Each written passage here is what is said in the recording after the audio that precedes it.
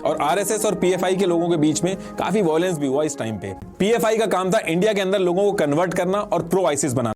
उन सब को उठा के दिखाया गया और इसके साथ साथ इसमें कुछ फ्रिक्शनल इंसिडेंट्स भी ऐड किए गए हैं मिर्च मसाला लगा के। अदा शर्मा ने जो मूवी के अंदर लीड रोल प्ले किया है, अगर मैं रियल स्टोरी की बात करूं तो फातिमा ईसा, जो केरला के अंदर जो फातिमा ईसा वाला इंसिडेंट हुआ था, वो इसके काफी करीब है। लेकिन एक्चुअल कहानी फातिमा की भी नहीं दिखाई गई है इस मूवी में। आइसिस का जो रिक्रूटमेंट होता है, ये एक ग्लोबल मुद्दा है, पूरी दुनिया इससे परेशान हुई है और पूरी दुनिया में इसके ऊपर मूवीज बनाई गई हैं। नेटफ्लिक्स पे अभी भी आप देखोगे तो caliphate, the state, hello on earth, ISIS, ये सारी मूवीज जो हैं ये इसी मुद्दे पे बनाई गई हैं। किसी भी कंट्री में ये मूवी ना तो बैन हुई है और ना ही इस मूवी की वजह से लोगों ने आपस में लड़ाई करी है। लेकिन केरला स्टोरी के साथ दोनों चीजें हुई हैं। केरला स्टोरी जो मूवी है ये इतने इंपॉर्टेंट और सेंसिटिव मुद्दे पे थी, लेकिन डायरेक्टर ने मूवी बना के 32,000 का रैंडम नंबर ऐसे ही दे दिया। बहुत ही गलत चीज है। इस गलती की वजह से पूरे देश के अंदर जो आइसिस रिक्रूटमेंट की अवेयरनेस दी जा सकती थी, वो डाइवर्ट होकर 32,000, 35,000 इन नंबर की बहस पे आके रह गई है। पूरी मूवी देखने के बाद भी लोगों को पीएफआई के बारे में नहीं पता, बल्कि मूवी देखने के बाद कई बार ऐसे इंसिडेंट भी हुए जहां पे लड़ाई झगड़े भी हो गए आपस में। कर्नाटका के चुनाव होने से पहले रिलीज कराने की इतनी जल्दी थी कि चीजों को इग्नोर किया गया। केरला मूवी का जो पूरा इशू है उसमें सबसे बड़ी दिक्कत है, इसमें 3 चीजें मिक्स की गई हैं। एक, इंडिया से जाके आइसिस ज्वाइन करना,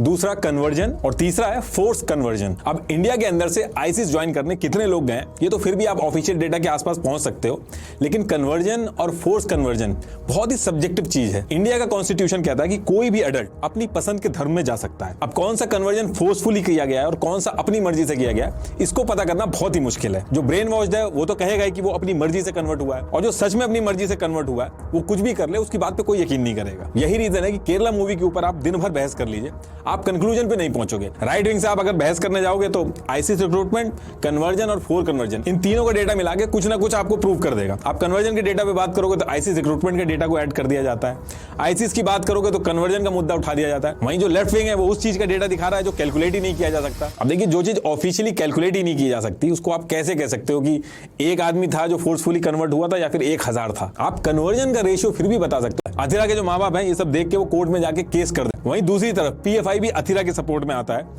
तो इस केस से आप आइडिया लगा सकते हो कि कन्वर्जन और फोर्स कन्वर्जन।